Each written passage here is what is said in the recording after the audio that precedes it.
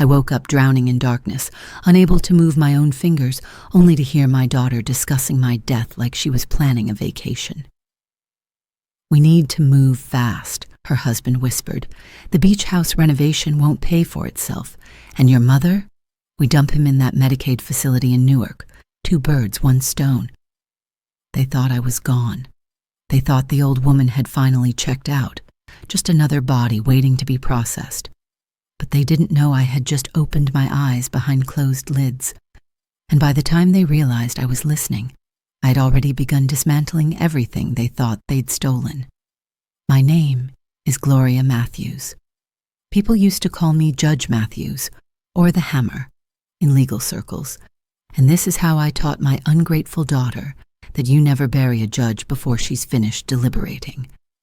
Before we continue, please subscribe and hit that notification bell, and let us know where in the world you're watching from in the comments. Darkness. Heavy, suffocating darkness that smelled of antiseptic and something else. Something metallic and wrong. I tried to lift my eyelids, but they felt welded shut.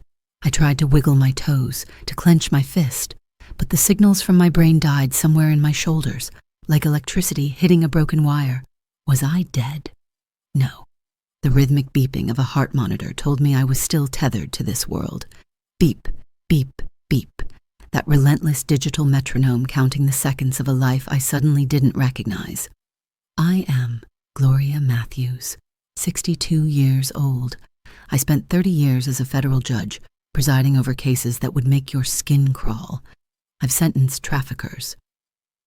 I've protected whistleblowers. I've stared down crime bosses who thought they could intimidate me with dead rats on my doorstep. I know about pressure. I know about threats. And lying there in that hospital bed, I knew my own body had finally betrayed me. A stroke. I could feel the numbness spreading down my left side like ice water, a dead weight that terrified me more than any threat I'd ever received in 30 years on the bench. But the terror of paralysis was quickly replaced by something far colder. Voices. Familiar voices. They were close, right beside my bed. My hearing was the only sense that had returned with crystal clarity, and what I heard next shattered something inside me that I didn't even know could break. "She's not going to make it through the week, Jazz." The voice belonged to Derek, my son-in-law. Smooth, confident, dripping with false concern. He sounded like he was discussing a stock that had underperformed. "The doctor said the stroke scrambled her brain. Even if she wakes up, she'll be a vegetable." "Lower your voice." That was my daughter, Jasmine, my baby girl, the child I had rocked to sleep, paid for law school, bailed out of credit card debt more times than I could count. Someone might hear us. Who's going to hear us? The nurses are all at the station, and your mother is basically a houseplant at this point. A houseplant. He called me a houseplant. I wanted to reach up and wrap my hands around his throat. I wanted to sit up and deliver the kind of verdict that would make him weep, but my body wouldn't respond. I was trapped inside my own skull, a prisoner in a cell made of flesh and bone. "What about Daddy?" Jasmine asked.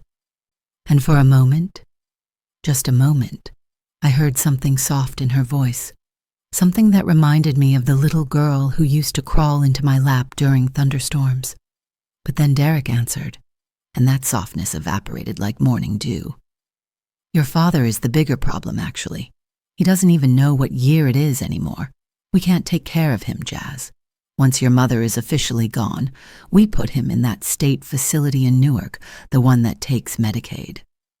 No. My heart slammed against my ribs. Not Marcus, my husband of 38 years, the man who had stood beside me through every death threat, every brutal case, every sleepless night, the man whose mind was fading into the fog of Alzheimer's, who needed me more than ever. If they put him in one of those places, those warehouses where they store the forgotten, he would die of a broken heart within a month.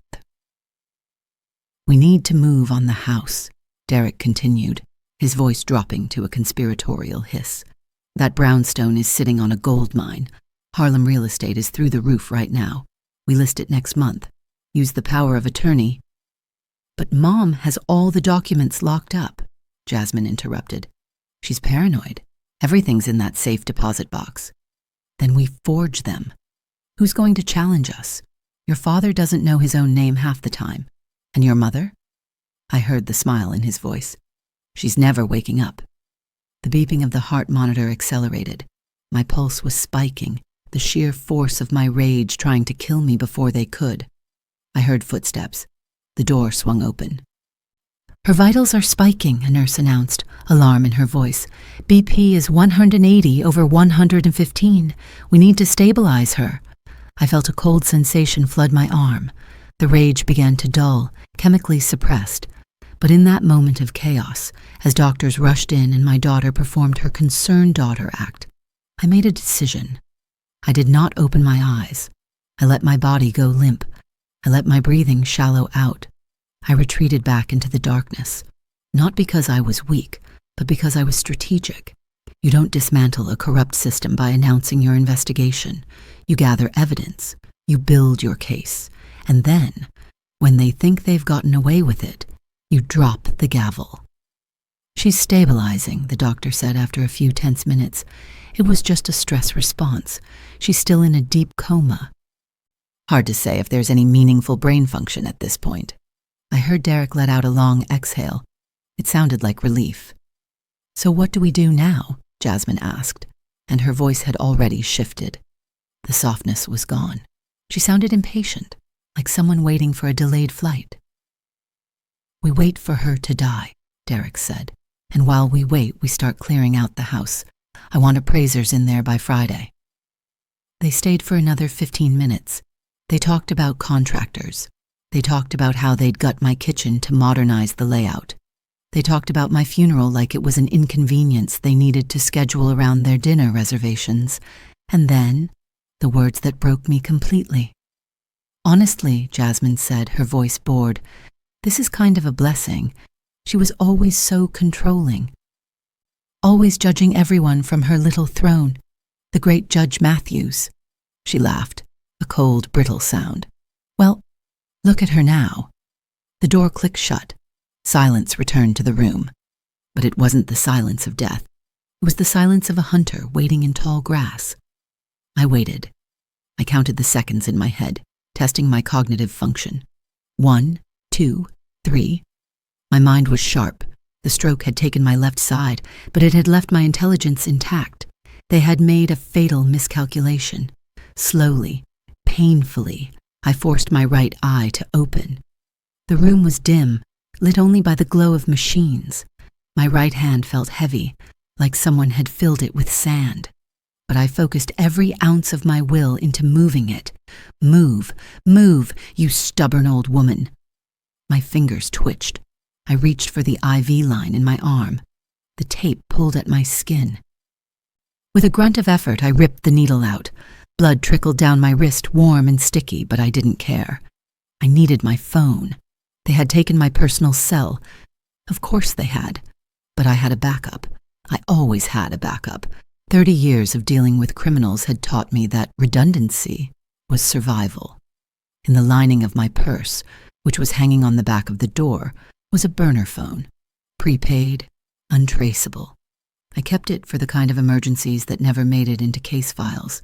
I couldn't walk. My left leg was useless. But I could roll. I leveraged my weight and let gravity take me off the bed. I hit the floor with a thud that sent lightning bolts of pain through my hip. I bit my lip to keep from screaming. I dragged myself across the cold linoleum, 1 inch at a time, using my good arm to pull my dead weight. It took me 8 agonizing minutes to reach the door, 8 minutes of humiliation, of struggle, of refusing to die on their terms. I reached up, fumbling with the purse until I felt the hard rectangle of the phone. I pulled it out. It still had battery.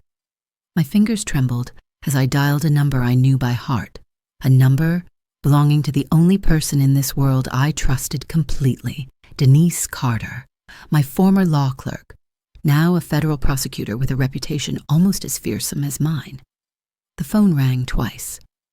Judge Matthews, Denise's voice was alert, sharp. It was 3 a.m, but she answered like she'd been waiting her whole life for this call. Denise. My voice was a rasp, barely audible. I need you to listen carefully. I'm at Mercy General, room 412. My daughter and her husband think I'm brain dead. They're planning to steal everything. They're going to put Marcus in a facility and let him rot. Silence on the other end. I could practically hear Denise's mind working, processing, strategizing. "What do you need?" she asked. No questions, no doubt, just action. "I need my brother Raymond. I need surveillance on my house. I need you to pull the paperwork on any power of attorney documents filed in my name in the last 6 months. And Denise?" "Yes, Judge. I need you to get me out of here before they come back to sign the do not resuscitate order." "Understood. Don't move. I'll have a private medical transport at the service entrance in 45 minutes. We're going dark, Gloria, full protocol." I hung up the phone and let it drop to my chest. I lay there on the cold tiles, staring up at the ceiling, tears pricking my eyes. But I refused to let them fall. I had spent my entire career protecting strangers from predators. I had sentenced monsters who preyed on the vulnerable. And now the monster was in my own house, wearing my daughter's face. The old Gloria, the loving mother, the patient grandmother, the woman who still kept Jasmine's baby pictures on the mantel. She died in that room, alone on a hospital floor, covered in her own blood, listening to the echo of her daughter's betrayal. The woman who survived. She was something else entirely, and she was ready to deliver the verdict of a lifetime. 45 minutes later, the service elevator doors slid open. 2 women in dark scrubs stepped out, not hospital staff, but private security Denise had called in. Former military. They moved with the precision of people who had seen combat. "Judge Matthews?" It wasn't a question. I nodded once. They lifted me into a wheelchair with efficient strength. One of them threw a blanket over my lap to hide the hospital gown, while the other disconnected the last of the monitors. We moved through the corridors like ghosts, past the nurses' station where the night staff was distracted by paperwork, past the sleeping patients, past the world that had already written me off. The night air hit my face as we reached the loading dock. I inhaled deeply. It tasted like exhaust and freedom. A black SUV was idling by the curb. Denise was inside, her laptop already open, files spread across the back seat. She looked at me with eyes that held no pity, only respect. "You look terrible," she said. "I feel worse." I managed a weak smile. "But I'll feel better soon." "Where's Raymond?" "Already at your house. He's been watching since midnight. And Gloria." She paused, her jaw tightening. "He saw them go inside an hour ago. They're already tearing the place apart." My blood went cold. "And Marcus?" Denise's expression shifted. Something dark crossed her face. "Raymond couldn't confirm his location, but he heard something that sounded like crying. From the basement. The basement. They had put my husband in the basement." I closed my eyes. I felt something harden inside me, something ancient and unforgiving. "Take me home," I said, "now." As we pulled away from the hospital, I saw a familiar car swing into the parking lot. A silver Tesla, Derek's car. He was coming back to sign the paperwork that would ensure I never woke up. He would walk into an empty room. He would find a bed still warm and an IV line dripping onto the floor. I imagined the look on his face. Not panic for my safety, but panic for his wallet. "Too late, Derek. The judge has left the building, and court is about to be in session." The brownstone looked the same from the outside. 3 stories of red brick and wrought iron, the kind of house that whispered old money and older secrets. I had raised my daughter in that house. I had slow danced with Marcus in the parlor on our 20th anniversary. I had planted the rose bushes that climbed the garden wall with my own 2 hands, but as we pulled up to the curb at 4 in the morning, the house felt different, violated, like a body after an autopsy. The same shell, but something essential had been cut out. Every light on the 2nd floor was blazing. "They're still inside," Raymond said from the driver's seat. My brother was 68 years old, retired NYPD detective, with hands that still knew how to handle a weapon and eyes that never missed a detail. He'd been watching the house for 3 hours. They arrived around midnight, been tearing through rooms ever since. I stared at the windows, my jaw tight. And Marcus? Raymond's silence told me everything. Ray, where is my husband? He turned to look at me, and for the first time since I'd known him, my unshakable brother looked shaken. I heard him, Gloria, about an hour ago, crying, calling your name. He paused. The sound was coming from the basement. The basement. The unfinished storage space we used for old case files and Christmas decorations. Cold in winter, damp year-round, no proper ventilation. They had put my husband, a man with Alzheimer's who got confused in unfamiliar spaces, in a basement, like luggage, like something to be stored until disposal. I felt something snap inside my chest, not break, snap, like a wire pulled too tight finally giving way. Get me inside, I said. My voice didn't sound like my own. Now. We didn't go through the front door. Raymond knew a way through the garden gate that led to the service entrance, a remnant from when the house had servants a century ago. The lock was old, easy to pick. We slipped into the kitchen like ghosts. The smell hit me first. Takeout containers, stale coffee, the lingering sweetness of expensive wine. They had been eating my food, drinking from my crystal, making themselves comfortable while plotting to erase me from existence. But I didn't care about the mess. I cared about one thing. I moved through the shadows of my own home, past the dining room where we'd hosted Jasmine's graduation party, past the study where I'd written 1,000 verdicts. My left leg was still weak, dragging slightly, but adrenaline is a powerful drug.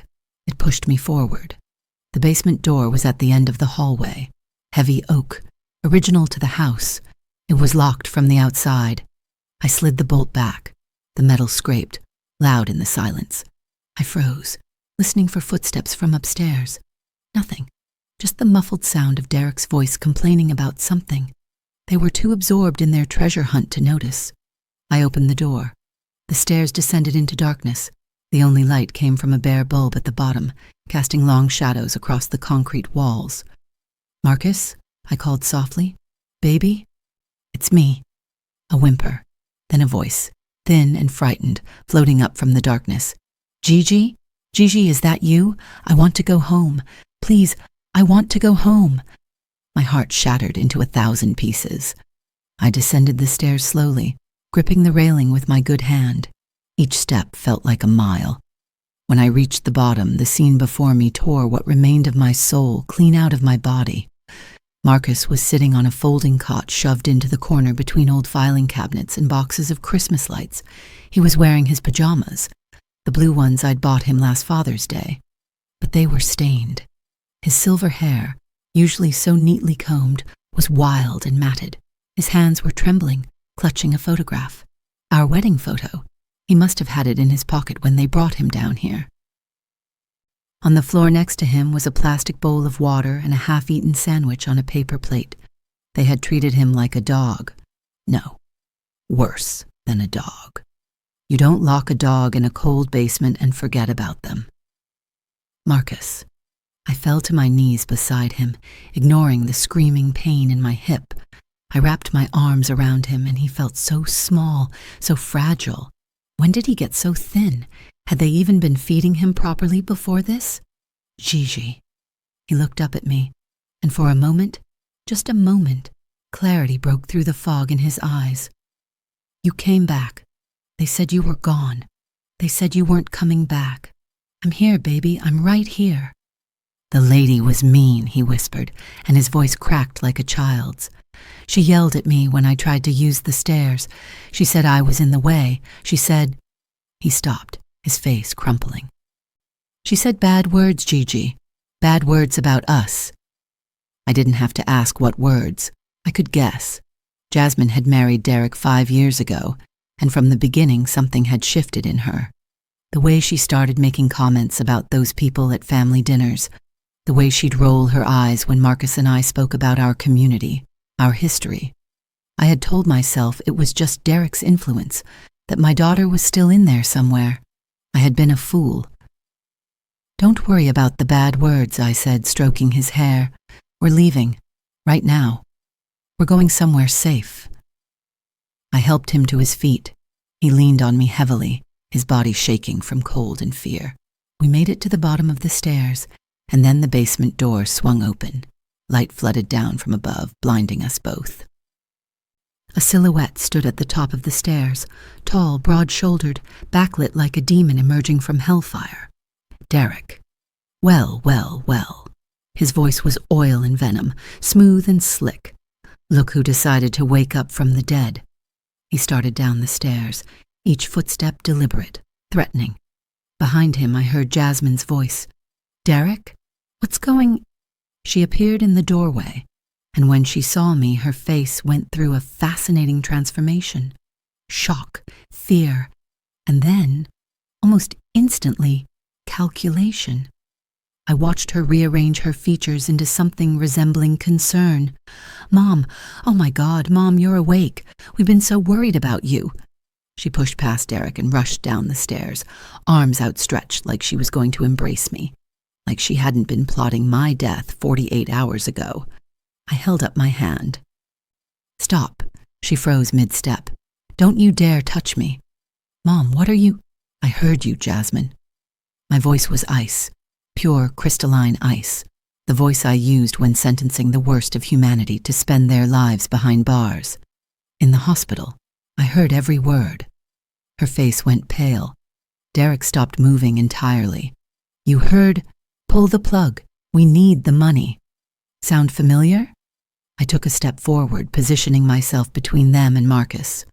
How about dump him in Newark, or my personal favorite, calling me a vegetable, while I was lying in that bed, fighting for my life?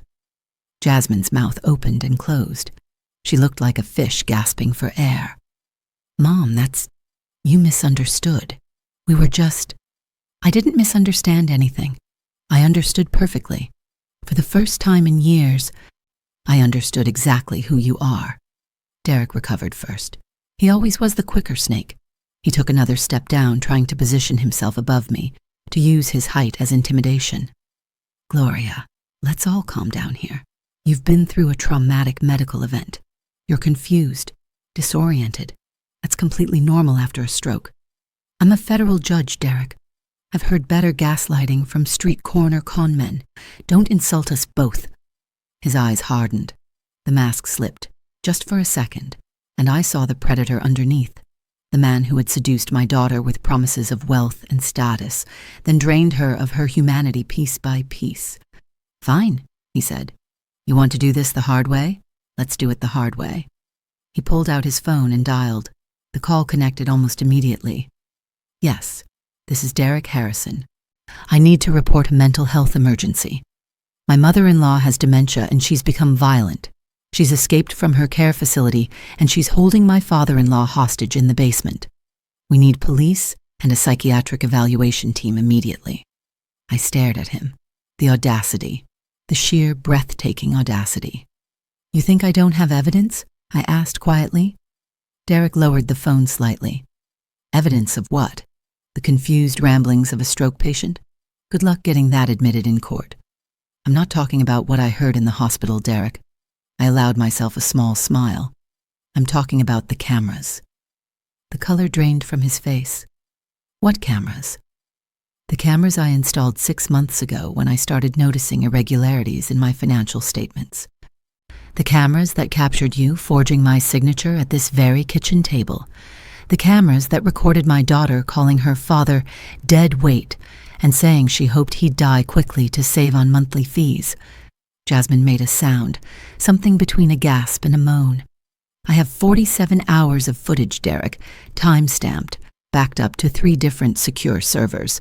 My former law clerk, you might know her, Denise Carter, the federal prosecutor. She's reviewing it right now."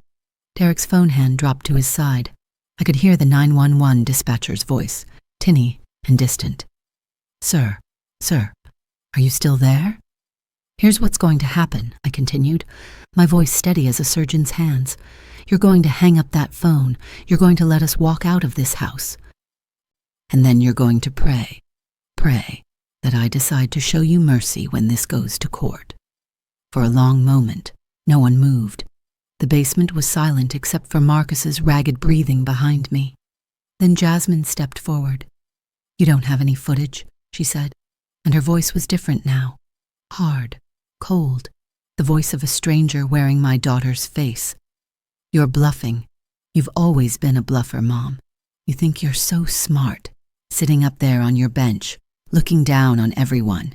You think you're better than us. I don't think I'm better than anyone, Jasmine. I just know what you've become." She laughed, a bitter, ugly sound. "What I've become. I became what you made me. Do you have any idea what it was like growing up with you as a mother? The great Judge Matthews, never home, always working. And when you were home, you were judging everyone. Nothing was ever good enough. Nobody was ever good enough." "So this is my fault?" I asked. "I made you lock your father in a basement?" "You made me desperate," she screamed. "You controlled everything. The money, the house, the decisions. Derek and I are drowning, Mom. We're drowning in debt, and you just sit there on your pile of cash, doling out scraps like we're beggars." "You could have asked for help." "I did ask. 3 years ago, I asked you for a loan to save Derek's business. And what did you say?" I remembered.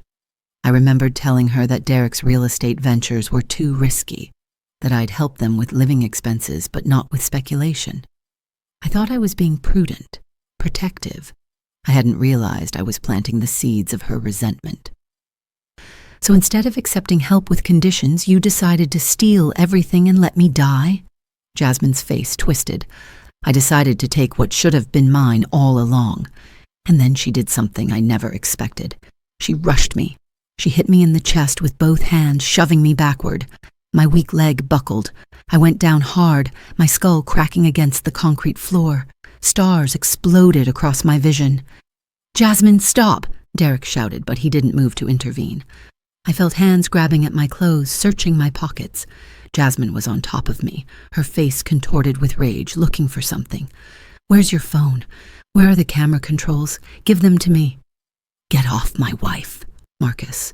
My sweet, confused Marcus, who hadn't known his own name some days, suddenly threw himself at Jasmine. He grabbed her shoulder, trying to pull her off me. Derek moved then, fast, brutal. He seized Marcus by the collar and hurled him backward.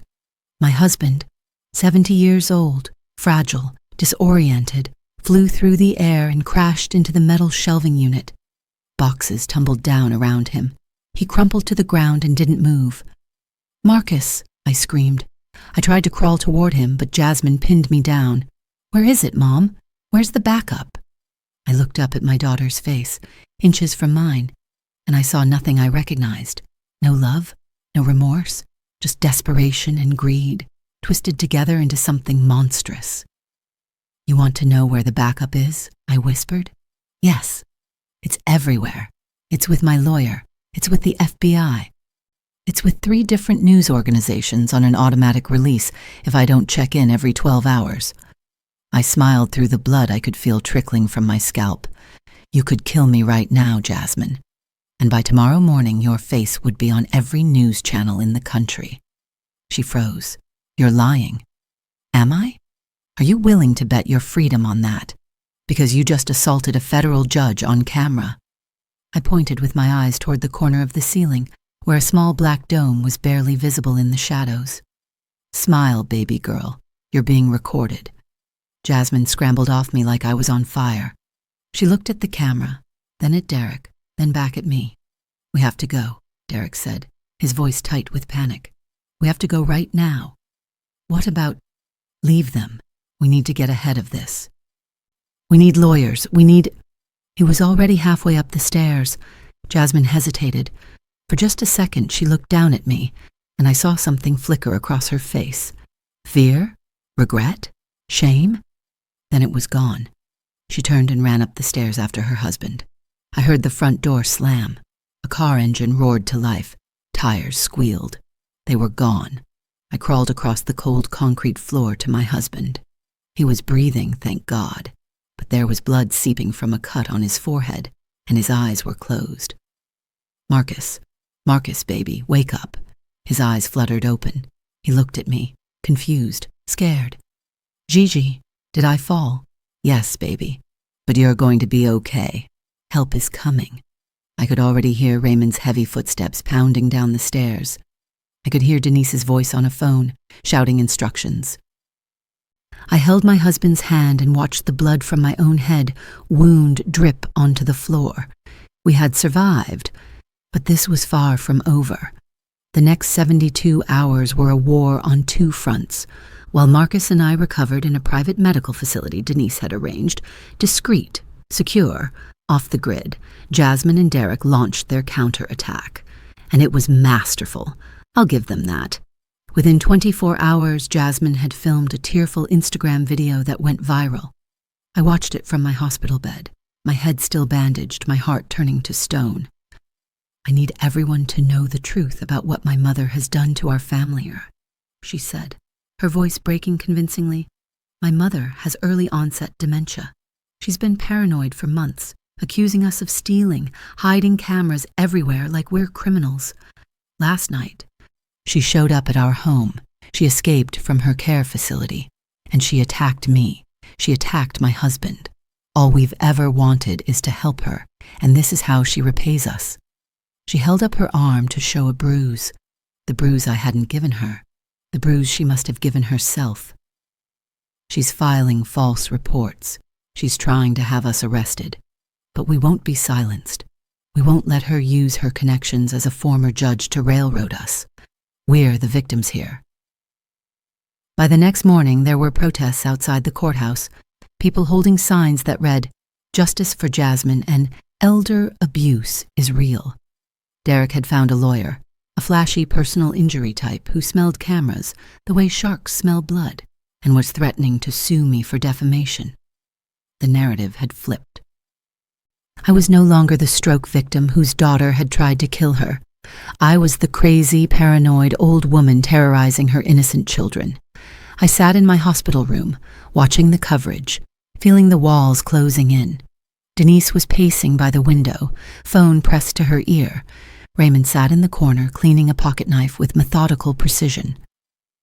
"They're good," Denise admitted, hanging up. "They've muddied the waters enough that any prosecution is going to be complicated. It's your word against theirs, and they're playing the sympathy card hard." "What about the footage?" "Authenticated and ready to go. But Gloria..." She paused, choosing her words carefully. "If we release it piecemeal, they'll claim it's edited, taken out of context. Their lawyer is already laying the groundwork. So what do you suggest?" Denise looked at me with a strange expression, something between admiration and concern. "We give them what they want." "Excuse me?" "They want a public forum. They want attention. They want the world to see them as victims." She sat down across from me, her eyes intense. "So we give them a stage, a big one, cameras everywhere, and we let them walk right into the trap." I understood immediately.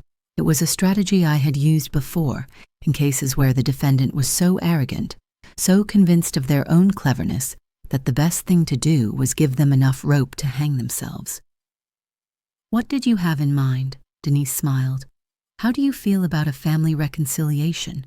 Live in front of every news camera in the city." The setup took 4 days to arrange. We leaked word through carefully chosen channels that I was ready to reconcile, that I recognized my confusion had caused harm, that I wanted to make amends before it was too late, that I was prepared to sign over the estate, the brownstone, my investments, everything, to ensure my family's future. Jasmine called within hours. Her voice was honey over vinegar, sweet with the barely concealed bitterness underneath. "Mom, I'm so glad you've come around. We've been so worried about you." I played my part perfectly. Trembling voice, moments of apparent confusion, references to things that happened years ago, as if they were yesterday. "I just want my family back," I whispered. "I don't want to die alone." "You won't, Mom. We're going to take care of everything." I hung up the phone and looked at Denise. They bought it. Of course they did. People like them always believe they're the smartest ones in the room. She handed me a folder. The venue is confirmed. The Harlem Renaissance Ballroom.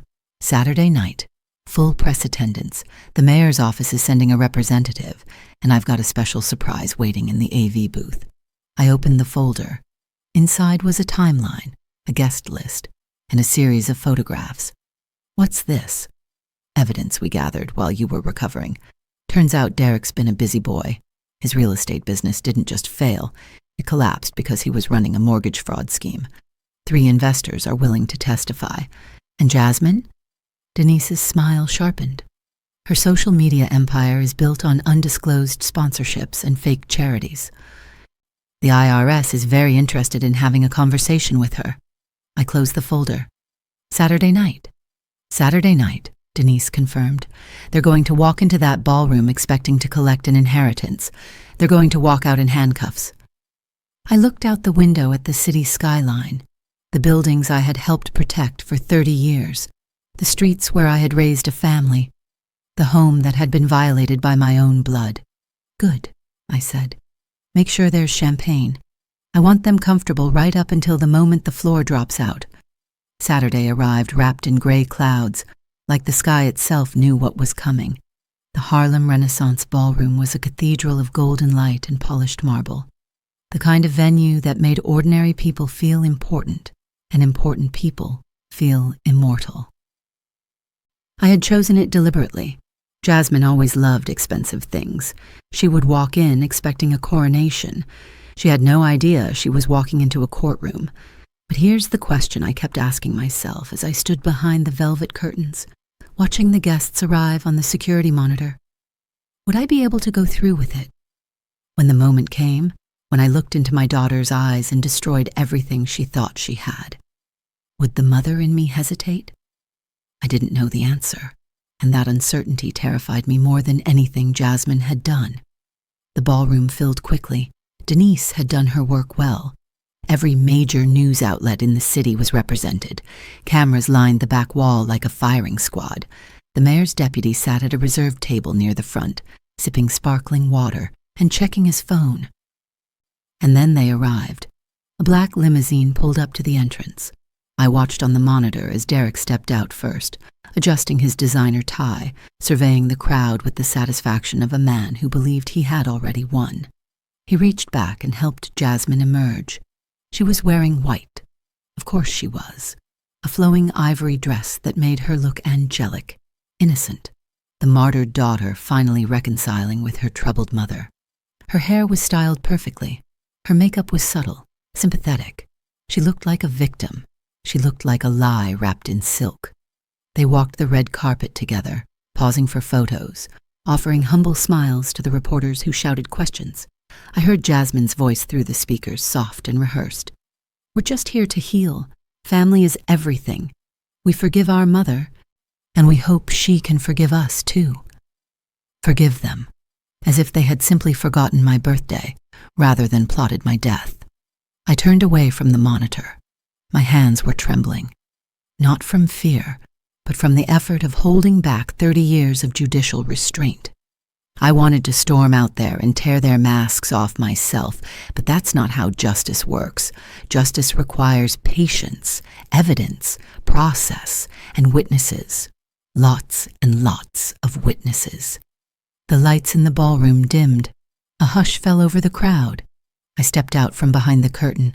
I moved slowly, leaning on a cane I didn't entirely need. I had dressed carefully. A simple black dress, no jewelry except my wedding ring, my gray hair pulled back in a modest bun. I wanted to look fragile, diminished, defeated. I wanted them to believe they had broken me. I approached the podium. The spotlight felt warm on my face. I gripped the edges of the wooden stand and looked out at the sea of faces. In the front row, Jasmine and Derek sat like royalty awaiting tribute. Jasmine had arranged her features into an expression of tender concern. Derek's eyes were fixed on the leather folder sitting on the table beside me, the documents that would sign over my estate. "Good evening," I said. My voice was soft, slightly trembling. "Thank you all for coming." I paused. letting the silence stretch. Many of you know me as Judge Matthews. For 30 years, I sat on the federal bench, making decisions that affected thousands of lives. I prided myself on being fair, impartial, just. I looked down at my hands, but I failed in my most important duty. I failed as a mother. Jasmine's expression flickered. Surprise, then satisfaction. This was exactly what she wanted. A public confession. A humiliated mother admitting her crimes before signing away everything. I was too strict, I continued, too demanding. I held my daughter to impossible standards. I controlled the family finances with an iron fist, doling out support with conditions attached, never trusting her to make her own decisions. Derek leaned forward, practically salivating. So tonight, I want to make amends. Tonight, I want to give my daughter what she's always wanted. I reached for the leather folder. I opened it slowly, dramatically, pulling out the thick stack of documents. These papers represent everything I own. The brownstone, my investments, my retirement accounts, all of it. Jasmine stood up, unable to contain herself. "Mom? Sit down, Jasmine." My voice changed. The trembling disappeared. The frailty evaporated. "I'm not finished." She froze, confusion rippling across her face. "I said I wanted to give you what you've always wanted. But first, I think everyone here deserves to know exactly what that is." I pressed a button on the remote in my hand. The screen behind me flickered to life. The footage began with the hospital room. The grainy image showed my body lying in the bed, motionless, surrounded by beeping machines. And standing beside me, clearly visible, were Jasmine and Derek. The audio was crystal clear. "She's not going to make it through the week, Jazz." Derek's voice filled the ballroom. "Even if she wakes up, she'll be a vegetable." The crowd shifted uncomfortably. "What about Daddy?" Jasmine's recorded voice asked. "We dump him in that Medicaid facility in Newark. 2 birds, 1 stone." A gasp rippled through the audience. I saw the mayor's deputy sit up straight, his phone forgotten. On screen, the conversation continued. Every damning word, every casual cruelty, the plan to forge documents, the discussion of how quickly they could sell my home, Derek calling me a houseplant. Jasmine was on her feet now, her face white as her dress. "Turn it off. This is taken out of context. She edited it." I ignored her. I pressed another button. The screen changed. Now it showed the basement of my brownstone. Marcus sitting on a folding cot, shivering in his stained pajamas, the plastic bowl of water on the floor, the half-eaten sandwich. "This is how my daughter treated her father," I said, my voice steady. "A man with Alzheimer's, a man who spent 40 years loving her unconditionally. She locked him in a basement like an animal." The footage continued. It showed Derek shoving Marcus. It showed my husband, 70 years old, confused and frightened, flying backward into the shelving unit. It showed him crumpling to the ground while Jasmine pinned me to the concrete floor, screaming about cameras. The ballroom was silent. Nobody moved. Nobody breathed. I turned to face my daughter. "You wanted my money, Jasmine. You wanted my house. You wanted me dead so you could take everything I spent 62 years building." I paused. "But you made one mistake. You forgot who raised you." Jasmine's composure shattered completely. "You set us up," she screamed, her voice echoing off the marble walls. "You evil old witch. You planned this whole thing." "I didn't plan anything," I replied calmly. "I simply gave you the opportunity to show the world who you really are. You did the rest." Derek was already moving toward the exit, his survival instincts finally kicking in. He made it 3 steps before 2 uniformed officers stepped into his path. "Derek Harrison," one of them said, "you're under arrest for mortgage fraud, conspiracy, and elder abuse. You have the right to remain silent." He tried to run. He actually tried to run in a room full of cameras and witnesses. The officers caught him before he reached the door, forcing him to the ground with practiced efficiency. Jasmine watched her husband get handcuffed, and something in her face changed. The calculation returned. She turned to the crowd, tears streaming down her cheeks. "Please, You have to understand, I'm a victim too. He made me do it. Derek controlled everything. I was scared of him. I shook my head slowly. Save it for your lawyer, Jasmine. I pressed the button one final time. The screen showed Jasmine alone in my kitchen, practicing my signature over and over again. It showed her on the phone, laughing about how easy it would be to get rid of the old people. It showed her looking directly at a mirror, rehearsing her tearful victim act for the Instagram video. You weren't a victim, I said quietly. You were a predator. You just married a predator too. The officers approached her. She didn't resist. She stood there, arms limp at her side, staring at me with an expression I had never seen before. It wasn't hatred anymore. It was something emptier. Jasmine Matthews Harrison, the officer said, clicking the cuffs around her wrists. You're under arrest for fraud, forgery, conspiracy, and elder abuse. As they led her away, she looked over her shoulder at me one last time. You're going to die alone, she said. You know that, right? You just destroyed your only family. I met her eyes without flinching. I didn't destroy anything. You did. Goodbye, Jasmine. The doors closed behind her. The aftermath was chaos. Reporters shouting questions, cameras flashing, the mayor's deputy on his phone looking pale. But I didn't stay for any of it. I walked off that stage with my head held high. Raymond was waiting by the service exit with the car running. Denise had already left to oversee the booking process. You okay? Raymond asked as I climbed into the back seat. I thought about it. Was I okay? I'd just sent my only child to prison. I had exposed my family's ugliest secrets to the entire world. I had won, but victory tasted like ashes in my mouth. No, I admitted, but I will be. 3 weeks later, I sent Jasmine a letter. I didn't go to visit her. I couldn't. Not yet. Maybe not ever. But I needed her to have something. I needed her to understand that this wasn't just revenge. The envelope contained 2 items. The first was a photograph. Jasmine, at 7 years old, dressed in my old judicial robe, banging a toy gavel on the kitchen table. She had spent that entire summer following me around, announcing that she was going to be a judge just like Mommy when she grew up. The second was a letter. I wrote it by hand, the way I used to write her birthday cards.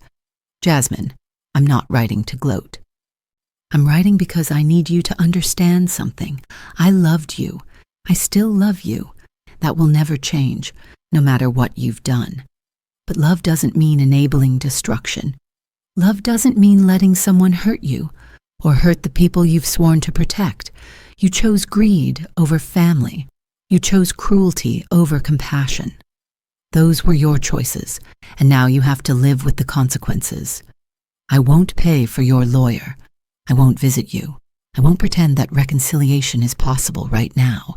Maybe someday. Maybe in 10 or 15 years, when you've served your time and done the work of becoming someone different.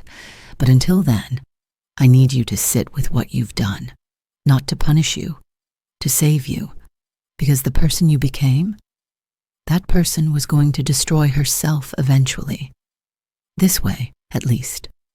You have a chance to find the daughter I raised. She's still in there somewhere. I have to believe that. Look at that photograph. Remember who you wanted to be, then become her. Mom, 6 months later, Marcus and I boarded a plane to Lisbon. We found a small villa on the coast of Portugal, white walls and blue shutters, overlooking an ocean that stretched to forever. The air smelled of salt and oranges. The only sounds were waves and birdsong. Marcus had good days and bad days. Some mornings he called me by my name. Other mornings he called me the nice lady. But he was safe. He was warm. He was loved. That was enough. I stood on the terrace one evening watching the sun sink into the Atlantic.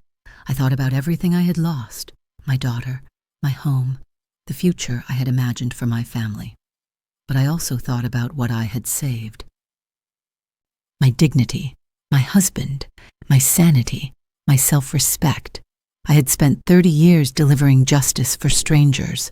In the end, I had to deliver it for myself, the old Gloria, the patient mother, the forgiving judge, the woman who made excuses for her daughter's cruelty. She died in that hospital room. The woman standing on this terrace was someone else, someone who understood that mercy without boundaries isn't love, it's suicide. Marcus shuffled out onto the terrace, wrapped in a cardigan against the evening chill. He stood beside me, looking at the sunset. "Pretty," he said softly. "Yes, baby, it's beautiful." He reached out and took my hand. His grip was weak but warm. "I love you, Gloria," he said. Clear, certain, present. I squeezed his hand, tears slipping down my cheeks. "I love you too, Marcus." We stood there together. Two survivors watching the light fade over a new world. The storm was over. And finally, I was free. Thank you for watching this entire story. If you made it this far, you're not just a viewer, you're family, and I want to hear from you. Drop a comment below and answer this question.